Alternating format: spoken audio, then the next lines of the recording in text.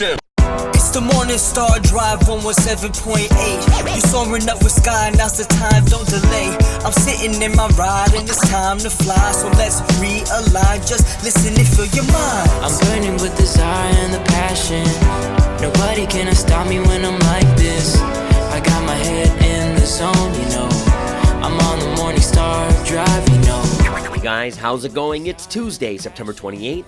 And this is the Morning Star Drive on 117.8. We're on YouTube, so make sure to subscribe, follow us on SoundCloud, and make sure to support us on Patreon.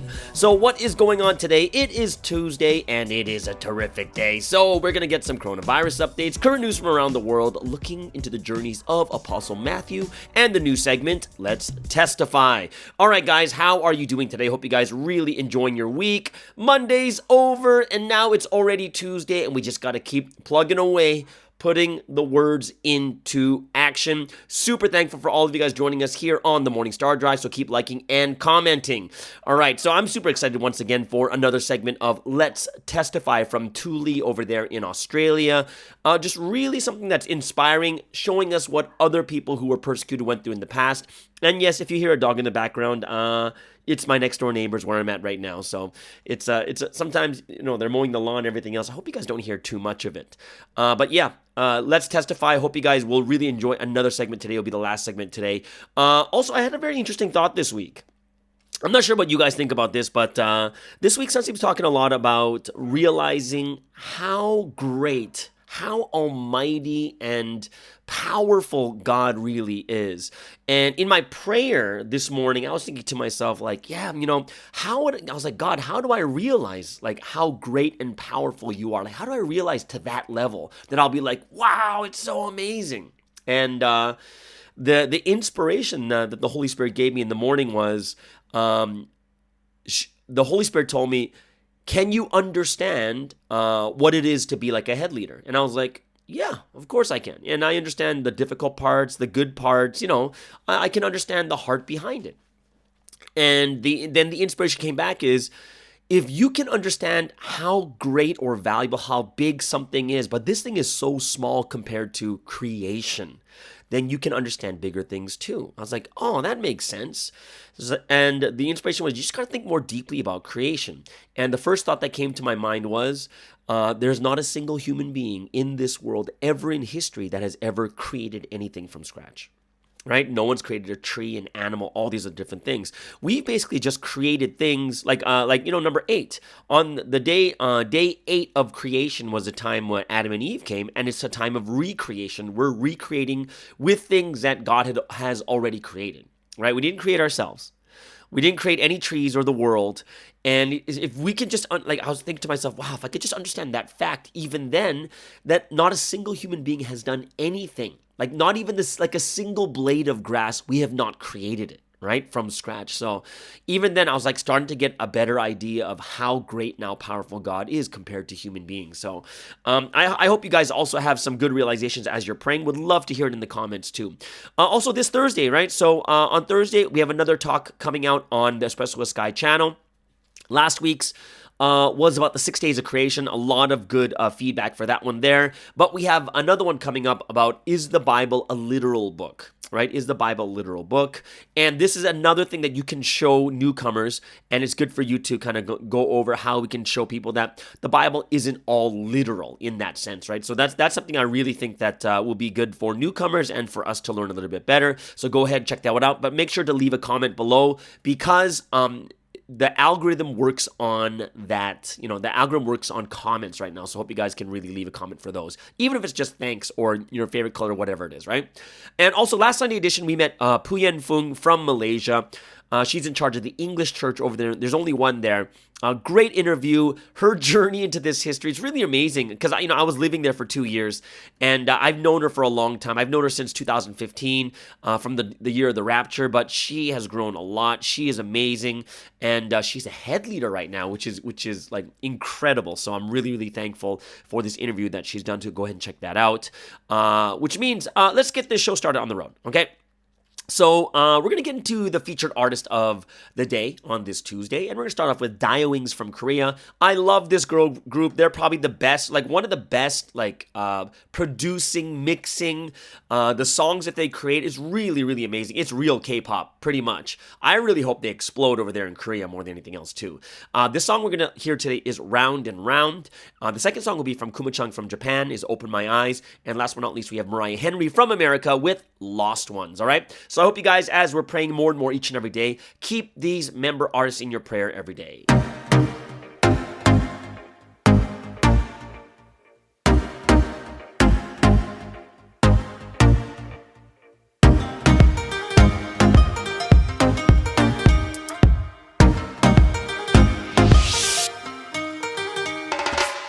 어느 긴 밤 별한 나를 찾자 자꾸만 돌고 돌았던 어린 예전의 나 어둠 속에 밀려오던 그리움이 자꾸만 나를 삼켰네요 빛나던 나의 태양 떠나지 말아요 어딜 가도 운명처럼 정해져 버린 나는 그대 주위에 맴도는 빛나는 별 순간의 어둠에 헤매여도 다시 자석처럼 이끌리는 강력한 새틀라이트 어디로 가는지 이래도 되는지 망설이던 찰나 돌고 돌아온 한참에 결국 찾아낸 you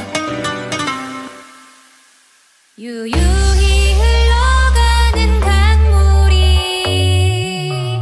다시 바다로 되돌아 흐르듯이 나 역시 오던 길을 되돌아 그대게로만 흘러가고 있어 Round and round and round 내 영혼이 그댈 찾아 Round and round and round 돌고 돌아 흘러가네 Round and round and round 모든 시작과 끝 언제나 새로운 원점 그대로부터 난 놀랍게 다시 태어나 예상치 못한 드라마처럼 필름이 자꾸만 끊겨다 이어져 나는 나의 태양 곁에 있어줘요 흐르는 내 맘을 막아봤자 더 높이 차고 넘쳐 흘렀어 Do not stop me 강물이 바다로 흘러가 나 때문에 갇혀 막힌다 해도 그 순간에 break 쏟아져 내리는 폭포같이 막힘없이 흘러 너란 바다로 흘러들어 돌고 돌아온 한참에 날 기다려준 you 유유히 흘러가는 강물이 다시 바다로 되돌아 흐르듯이 나 역시 오던 길을 되돌아 그대게로만 흘러가고 있어 Round and round and round 내 영혼이 그댈 찾아 Round and round and round 돌고 돌아 흘러가네 Round and round and round 돌고 도는 무한한 궤도 어느 순간 부딪힌 question 그대가 그린 선을 따라 You're the only answer Round and round and round 내 영혼이 그댈 찾아 Round and round and round 돌고 돌아 흘러가네 Round and round and round Round and round and round Round and round and round Round and round and round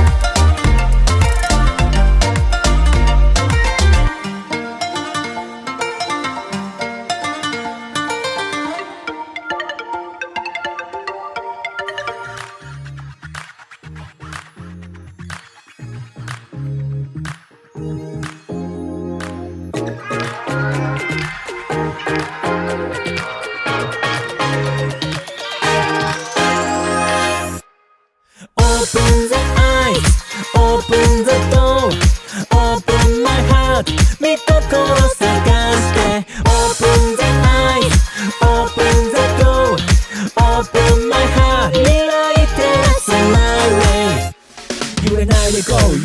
こうどんなかな迫害が来ても動じない強い信仰を持って立ち向かおう。ファミリーで GO ファミリーで GO 全ての人を受け入れられる家族のような温かさを持ってゆこう。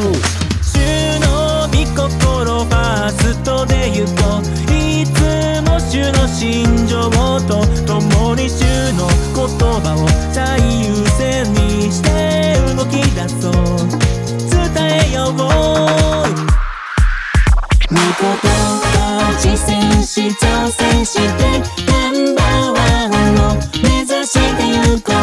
全ての個性才能生かし挑戦しよう。主役になろう。伝えたい I'm happy I'm happy 新しく You are shining You are shining 伝えたい I'm happy I'm happy 新しく You are shining You are shining オープンでこうオープンでこう地域や社会の目線に立ち発展に積極的に貢献しよう。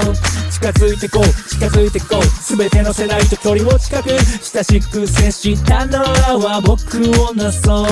縛られてる心を捨ててこう新しい取り組みをしよう。主の言葉で心を燃やして動き出そう。どんどんチャレンジしよう。家族のような温かさで愛に満ちた教会しよう。 CGM オープンの先駆者として強みを生かし大胆になろう。伝えたい I'm happy I'm happy 新しく You are shining You are shining 伝えたい I'm happy I'm happy 新しく You are shining You are shining 主の御言葉に出会い全て与えられた。何もない私だったけど育ててくれた。その愛をいつまでも忘れずにいよう。ほらやったものすべて捧げ御心な実践し挑戦してナンバーワンを目指してゆこう。全ての個性才能生かし挑戦しよう。主役になろう。 Open the eyes Open the door Open my heart 見た心探して Open the eyes Open the door Open my heart 未来照らす my way。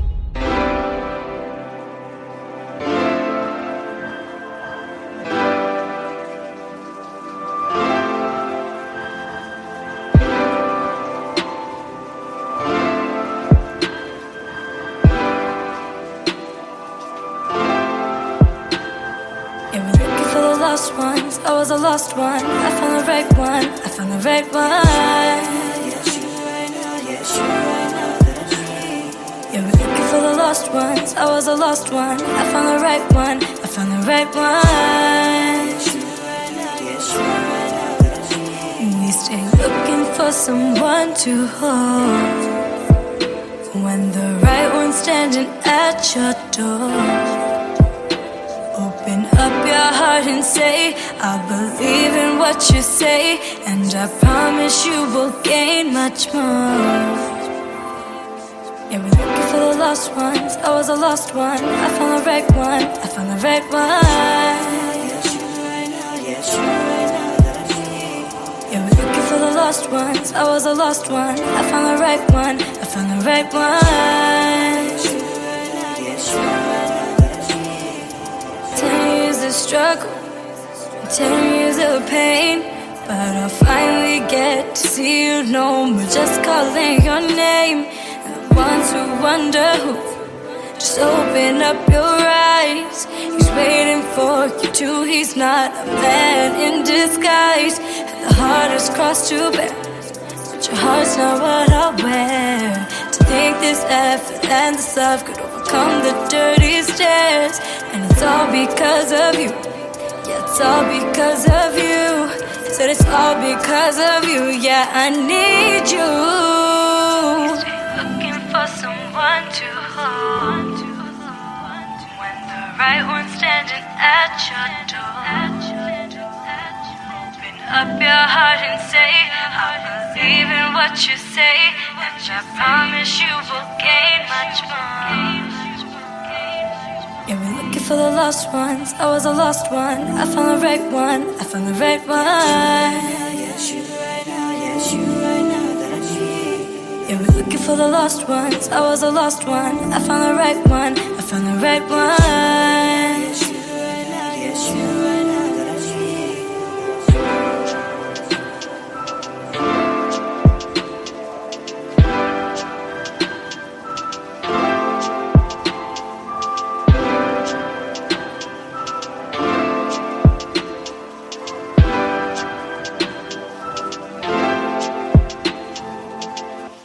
And there you have it. That is Mariah Henry from America with Lost Ones. Before that, Kuma-chung from Japan with Open My Eyes. And of course, Dio Wings from Korea with Round and Round.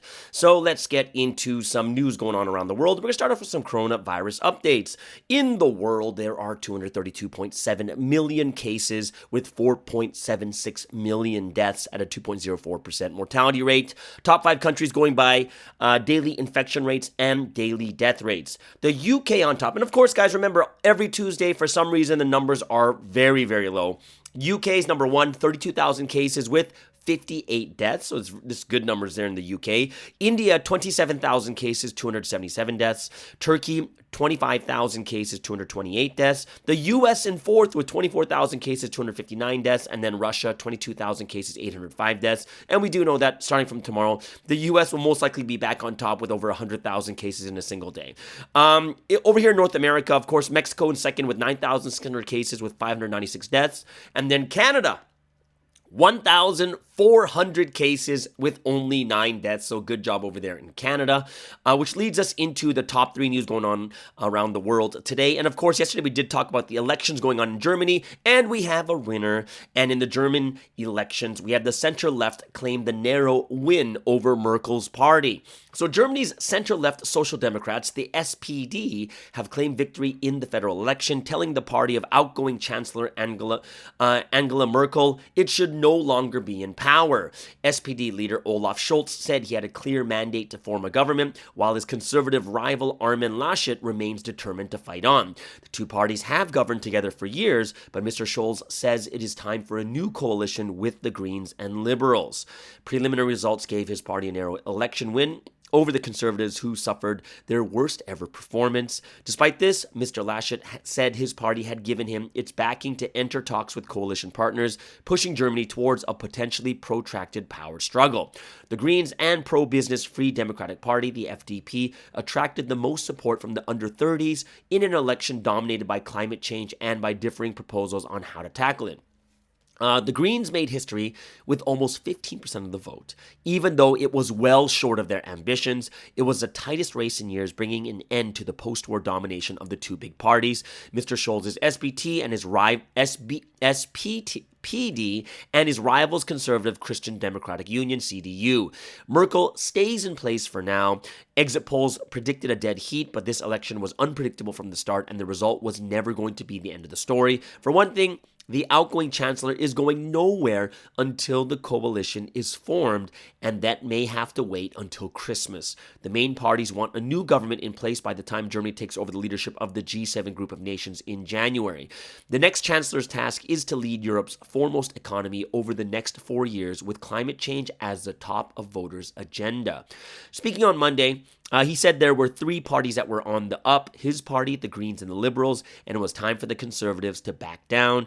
And he said, he was quoted as saying, "I think the people in Germany want the Christian Democratic Union in opposition. This is their results now, when what they decided during the election." And he said this in English. In second news, we'll go to the UK. There is a fuel shortage, we think. So the question is, why are Britons panic buying petrol or gas? So you may have heard about long queues forming at petrol stations across the UK in recent days as people panic buy fuel.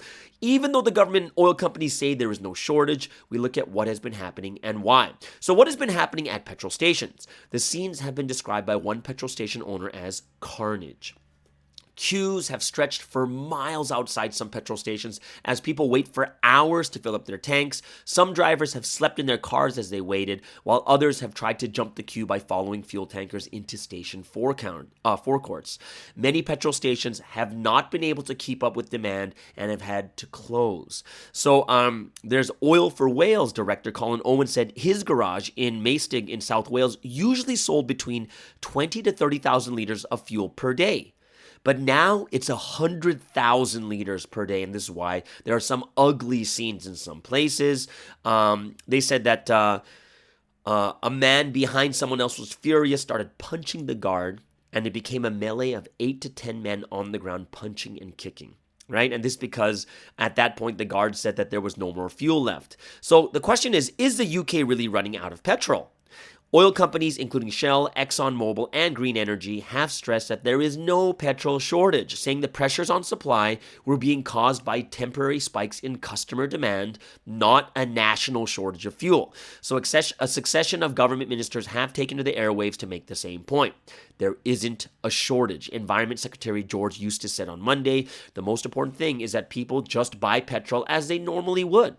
This would have been entirely manageable had we not seen lots of media coverage around the fact that there were shortages and then a public reaction to it. However, it's clear that there is a shortage of petrol at the point of sale. The Petrol Retailers Association said on Monday that as many as 2/3, but now actually it's 90%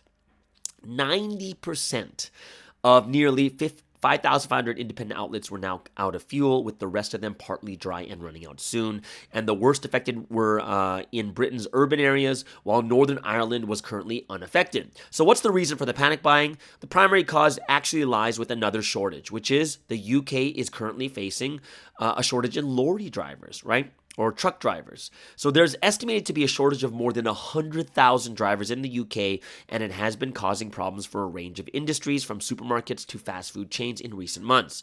The fuel panic was sparked after oil firm BP last week said it would have to temporarily close a handful of its petrol stations because of a shortage of lorry drivers. Now, a few other oil companies had similar problems at that point.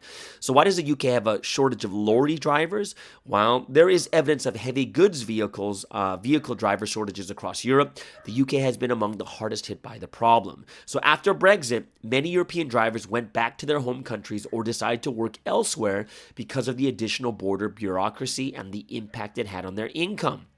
So the COVID-19 pandemic saw even more drivers return home, with few returning. Meanwhile, older drivers have retired and have not been replaced because of a huge backlog in HGV driver tests due to the pandemic. So that's kind of like, it's kind of what you call like a domino effect, starting off with the pandemic, and you had Brexit, you have bureaucracy at the borderlines, and now it's causing a shortage in lorry drivers, which means not only petrol, but you'll see like supermarkets and other places are being affected by it too.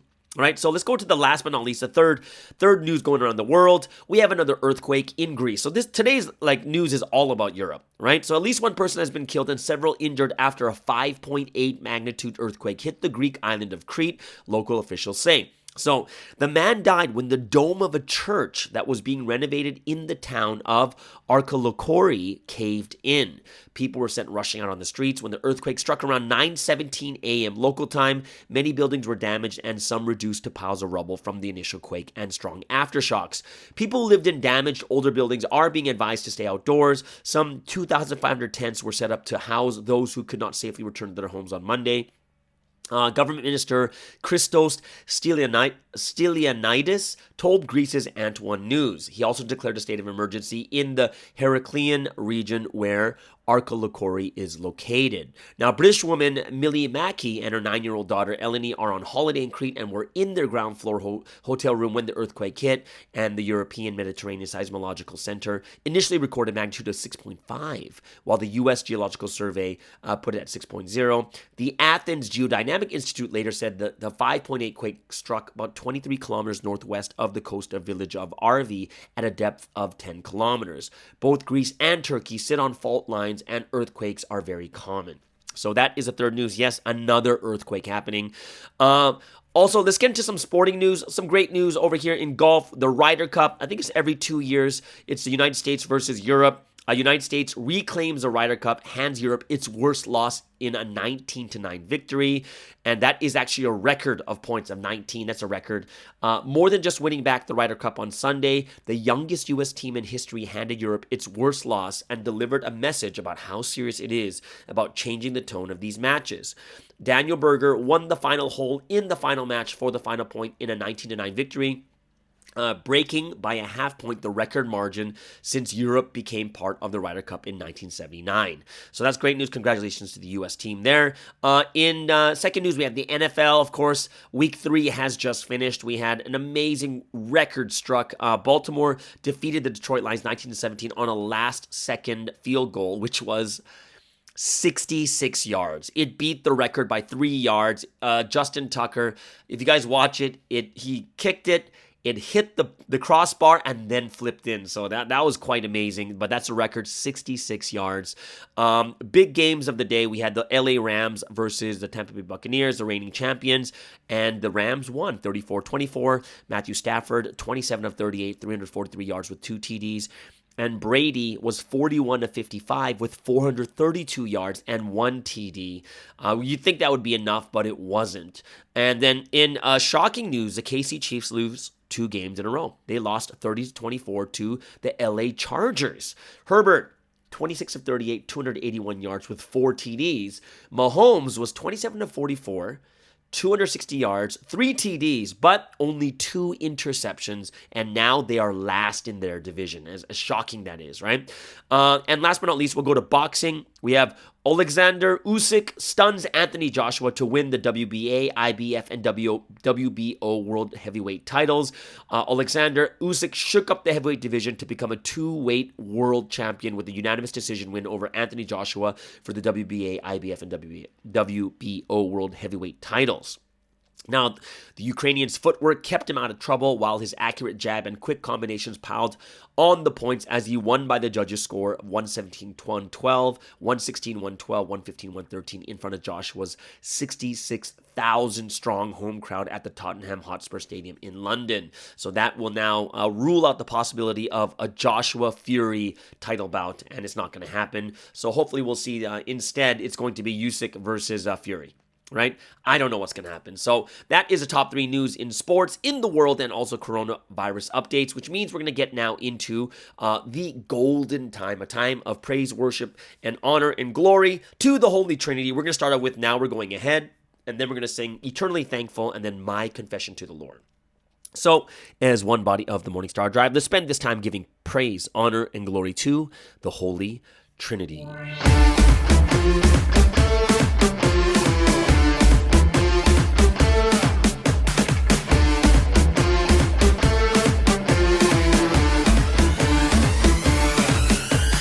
Finally, pushing ahead, our new songs move ahead of the world. Those worldly songs are now fading behind us. They're behind, falling even more towards death. God gave the melodies, the Spirit gave the words and lyrics. So I became the singer, and I sing the new songs.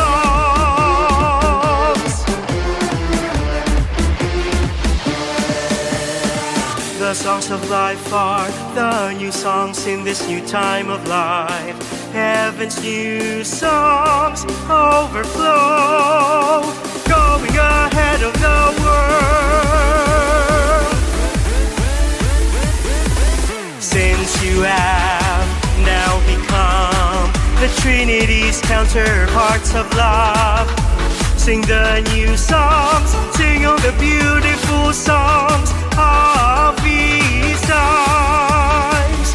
Sing the new songs, go on and sing along. Everyone sing along for all time until the world ends. Let's sing these eternal songs, songs of eternal love, now and always.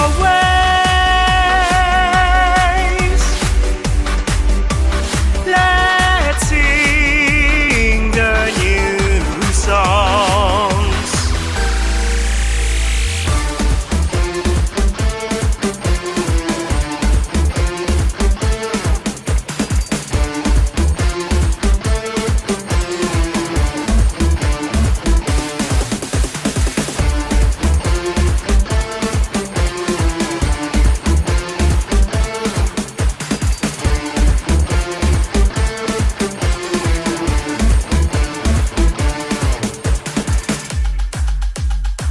The songs of life are the new songs in this new time of life. Heaven's new songs overflow, going ahead of the world. Since you have now become the Trinity's counterparts of love, sing the new songs, sing all the beautiful songs of these times. Sing the new songs, go on and sing along. Everyone sing along for all time until the world ends. Let's sing these eternal songs, songs of eternal love, now and always.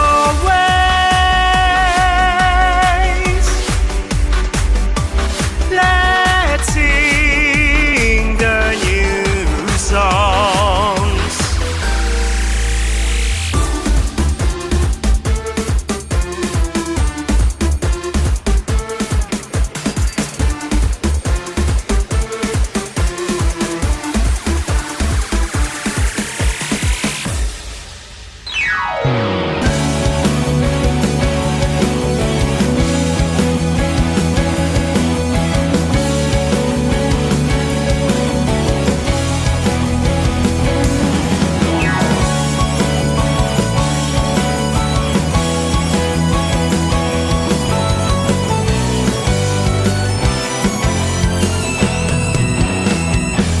God above, I truly see you're always close to me, leading me with inspiration, and you intervene for me.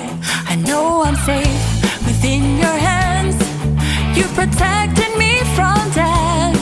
Now you are the reason that I live my life. Thank you eternally. Thank you for everything. Holy Trinity, you've kept me safe from harm. Now singing joyfully, I praise you gloriously. Holy Trinity, I'll give my life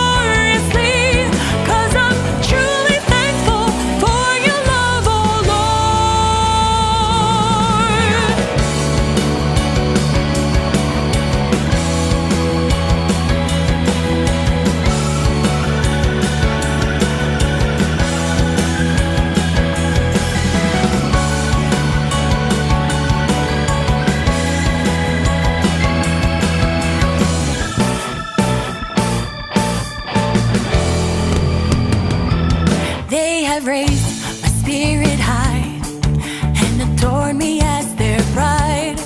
Brought me to the golden city, to the wedding held inside. Glory to the Trinity, they fulfill creation's will, and I thank the Savior for He raptured me. Thank you eternally, thank you for everything. Holy Trinity, you raptured me to you. Now singing joyfully, I'll praise you gloriously. I will surely rapture higher every day. Thank you eternally, thank you for everything. Holy Trinity, you raptured me to you. Now singing joyfully, I'll praise you gloriously. I will surely rapture higher every day. I will surely rapture higher every day. I will surely rapture higher every day.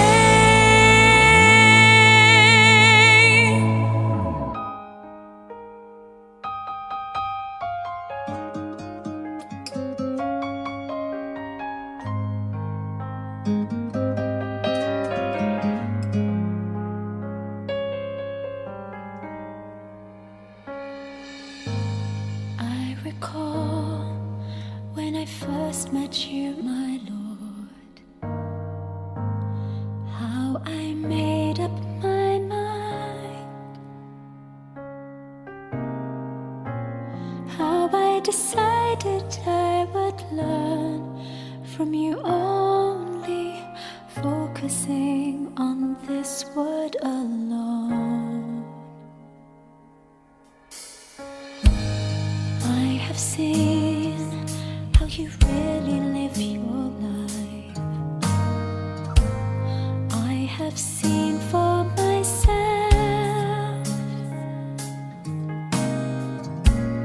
Now I will not be shaken, whatever comes. I have seen you, Lord, so how could I share?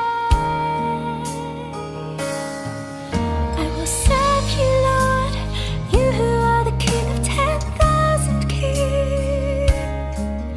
And I'll love you, Lord, forever as my bridegroom. I'll love you more.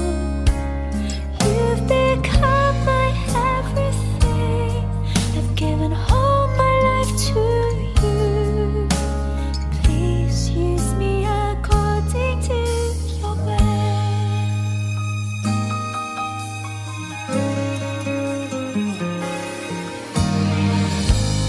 When I saw the Almighty shine through you, I got down on my knees. Surely the Trinity are working through you. I confess to you through these burning tears. I will serve you, Lord, you who are the King of 10,000 kings. And I'll love you, Lord, forever as my bridegroom. I'll love you more. You've become my everything. I've given all my life to you. Please use me according to your will.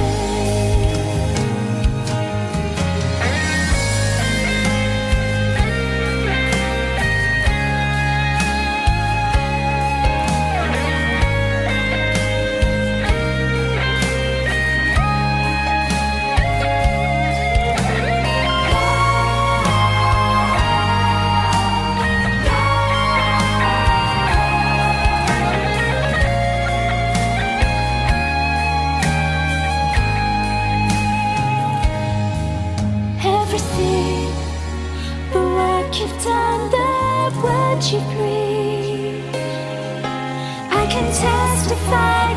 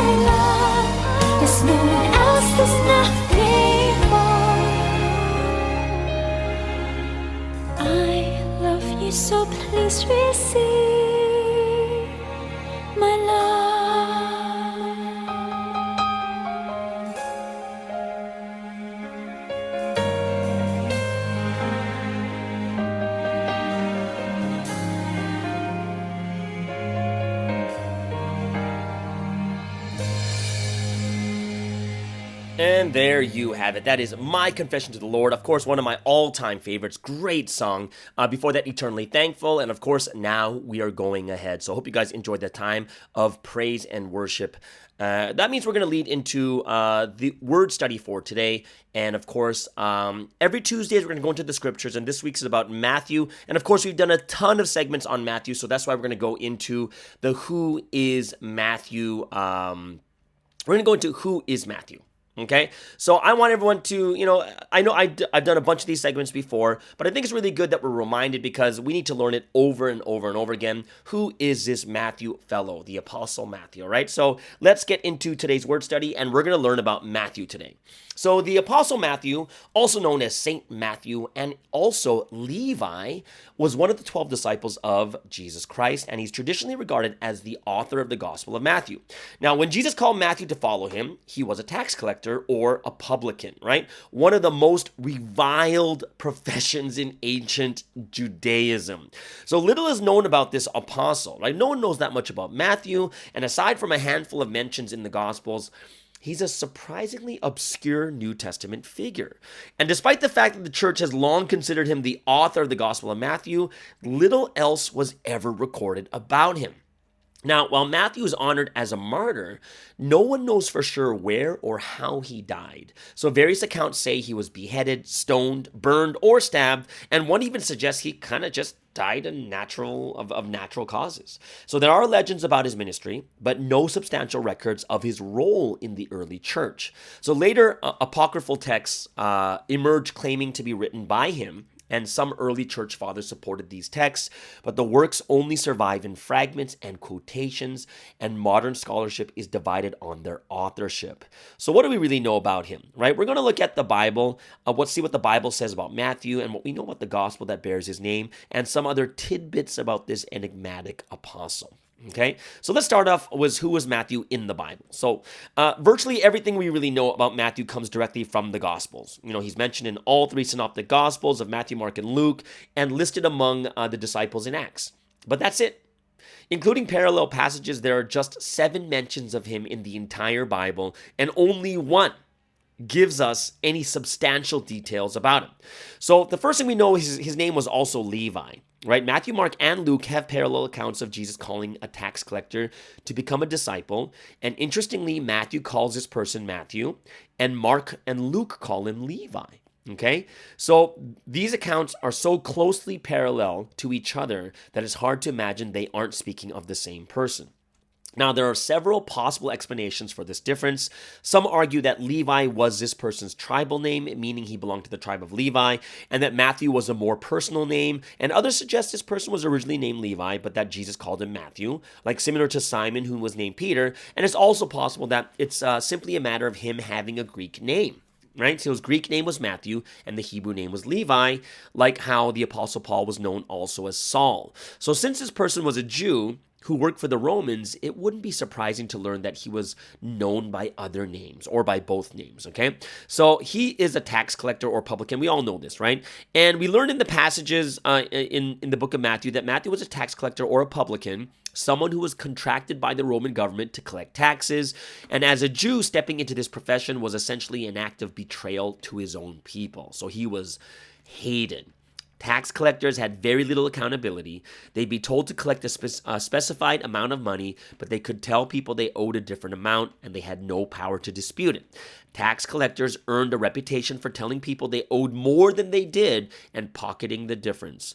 To the Jews, tax collectors were the embodiment of sin. So when tax collectors came to be baptized by John the Baptist, they said, "Teacher, what shall we do?" And of course, John the Baptist said, "Collect no more than you are authorized to do." And interestingly, Mark and Luke don't explicitly label the disciple Matthew as a tax collector. We have to infer that Levi, the tax collector, is the disciple named Matthew. So the Gospel of Matthew leaves little room for confusion, though. He's called the tax collector in the list of disciples, right? So here's an interesting fact. The interesting fact is Matthew was a tax collector, so he must have been good with money. And modern readers would think that he would be the most ideal candidate for the group's official treasurer, right? But given the reputation of tax collectors in the first century, that would have been a bad move politically, right? It would have had the optics would have been bad. And this is why they gave the job to Judas Iscariot, which is very ironic because Judas Iscariot, the one they thought would be safer, was the one that was taking from the bag and also betrayed Jesus. So that's quite interesting there too. So when we look at Matthew, he was considered a sinner by the religious leaders. And the Bible says that, of course, the Bible says that we're all sinners, right? All that falls short, right? But in ancient Judaism, the label was actually reserved for the worst of the worst, like tax collectors and prostitutes and such, right? So tax collectors were sinners by trade, lying and cheating their way into riches and robbing from even the poorest among their people. And they were religious outsiders because the way they practiced their profession openly defied the law of Moses.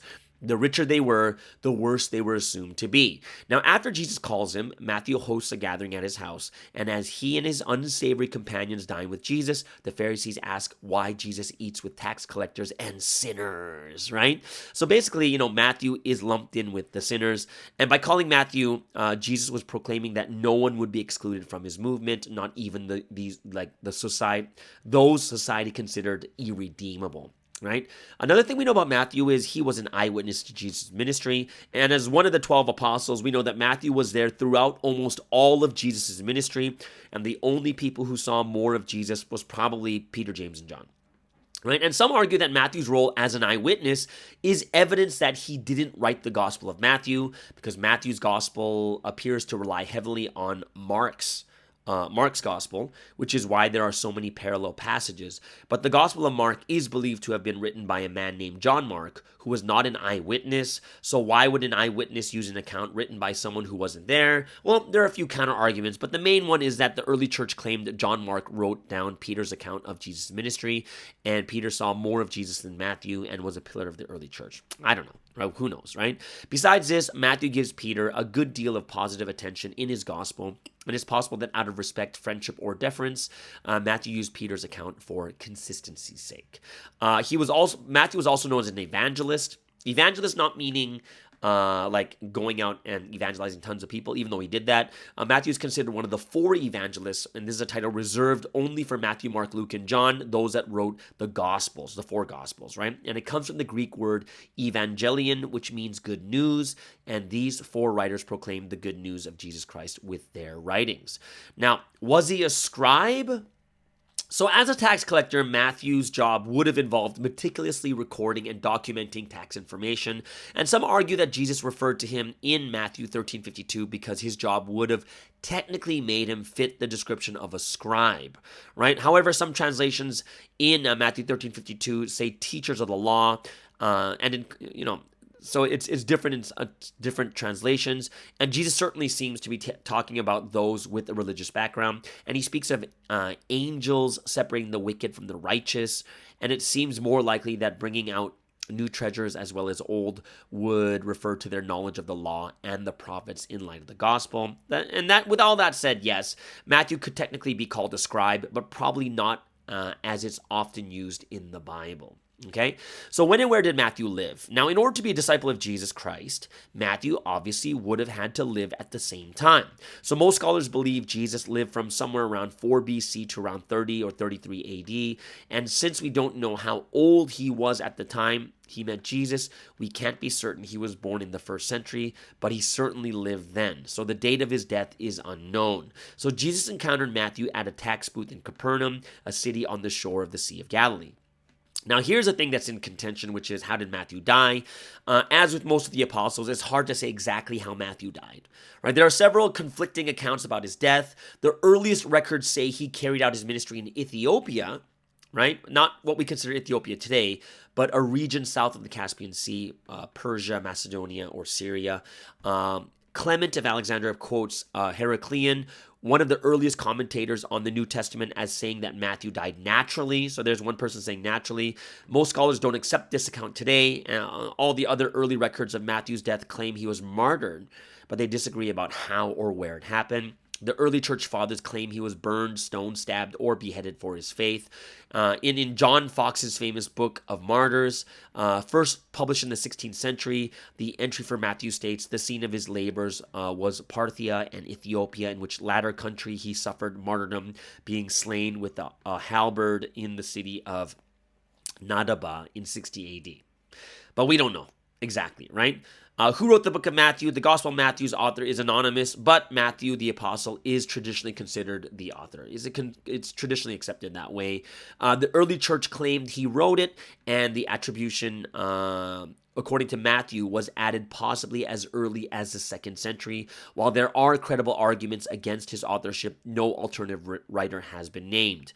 Now, the earliest evidence that he may have written it comes from Papias of Hierapolis, as quoted by Eusebius of Caesarea in church history. And it says, so then Matthew wrote the oracles in the Hebrew language, and everyone interpreted them as he was able, right? So Irenaeus, who lived from 130 to 202 AD, made a similar claim too. So it's more than a little unclear what exactly Papias was referring to, but most scholars today believe that Papias is actually not referring to what we know as the Gospel of Matthew, and especially since he's talking about a text that was originally written in Hebrew or Aramaic, and the Gospel of Matthew appears to be been originally written in Greek and not translated, right? Well, it still doesn't mean that Matthew didn't write the Gospel or whatnot. It's still being, the general consensus, it is Matthew. But there is evidence of Matthew's authorship, and one of the things that you'll see is the Gospel of Matthew includes internal evidence linking it to Matthew's profession, which could indicate that he was a biblical author. Like, for instance, in one scene, in Luke it says, forgive us our sins as we forgive everyone who sins against us. And then, Matthew writes, forgive us our debts as we also have forgiven our debtors, right? So when you think about this, it's very money related, right?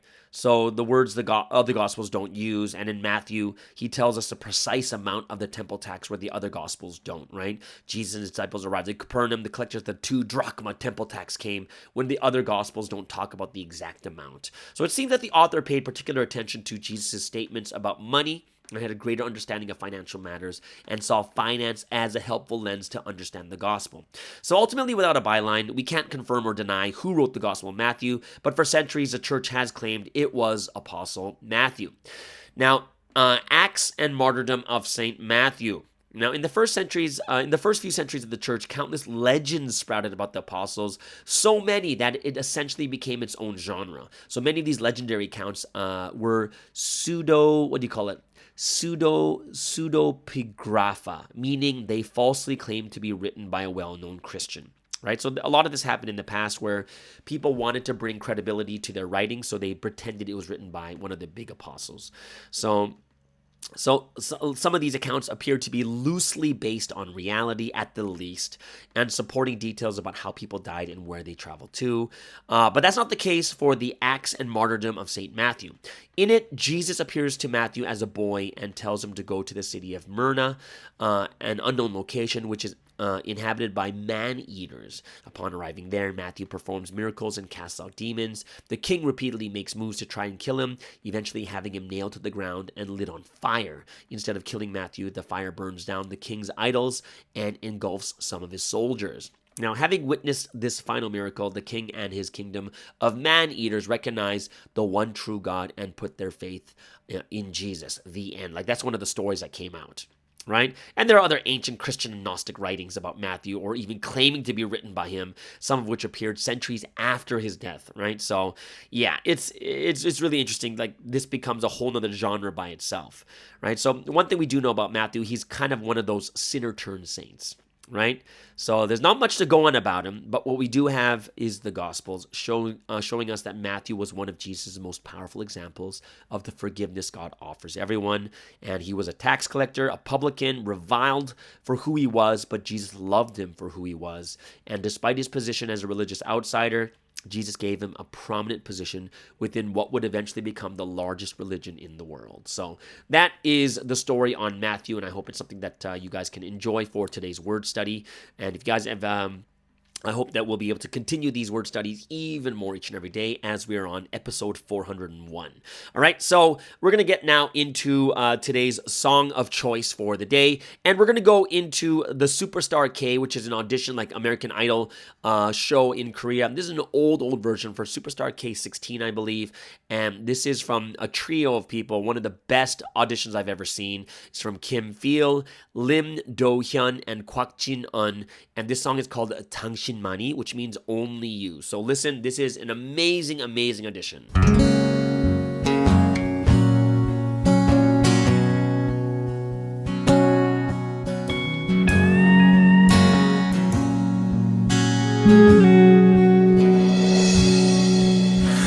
눈부신 햇살이 비춰도 제게 무슨 소용 있겠어요.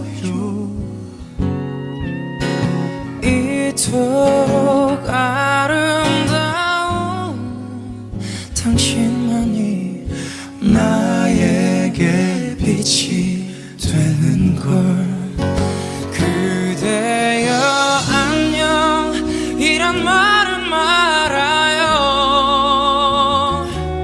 사랑의 눈빛만을 내게 주세요. 아, 이대로 영원히 내 사랑 간직하고파.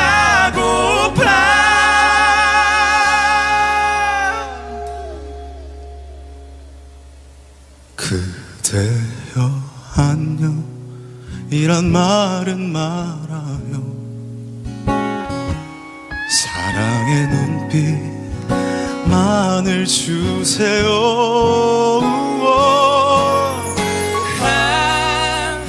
이대로 영원히 내 사랑 간직하고파.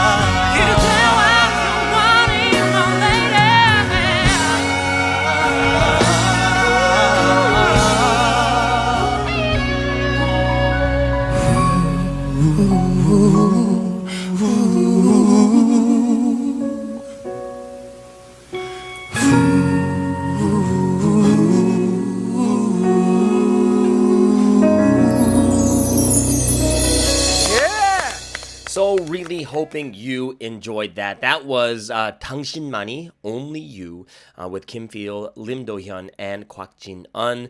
That is an audition. This is not something that they went into a studio. It is an audition itself. So super amazing. I love this. I can listen to it over and over again. All right. So that is the song of choice for today, which means we're going to get into the final section for today. And of course, today's last section is going to be Let's Testify with Thule Ashton from Australia. Hope you guys enjoy.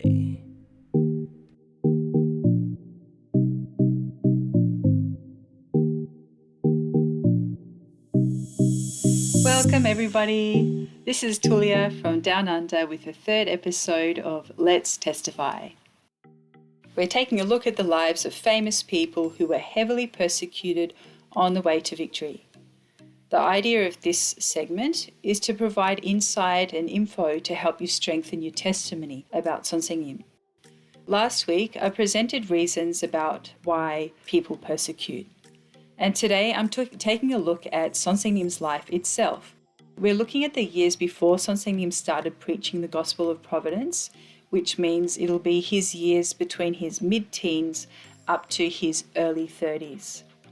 So let's have a look at 3 different questions. Why were people persecuting in that time? And how did Sonsenim overcome the persecution? And what does the way that he overcame it show about Sonsenim, about who he is? So first of all, why were people persecuting even before Sonsenim started preaching the gospel of providence? First of all, I'd like to tell you about Sonsenim. In those early years, he used to visit a lot of church denominations to check out the state of religion. So Sonsenim had the true heart of love. He used to treat everyone like a brother and a sister. But Christianity treated other denominations as if they were enemies. So they would ceaselessly accuse each other and complain about each other, even though they all believed in the same God and the same Jesus as Savior and Messiah. The result of Sonsenim going from church to church was that people labeled him as a heretic. Other reasons why Sonsenim were persecuted include these 3. He'd always be out evangelizing on the street. He was out there on the street evangelizing. He was crazy about it, and he'd even come home in the middle of the night or early pre-dawn hours. He'd also be praying heaps up in the mountain for days on end, even through snow blizzards. People didn't even know where he was because he'd be away so long.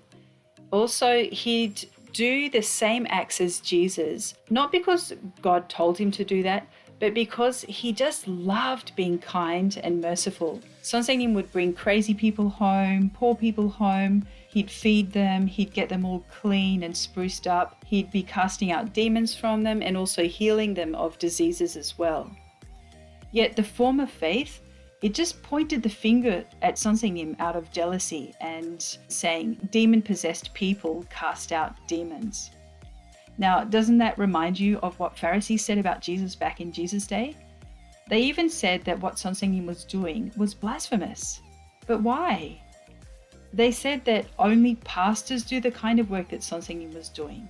And how could a regular church member do all of those works that Sonsenim was doing?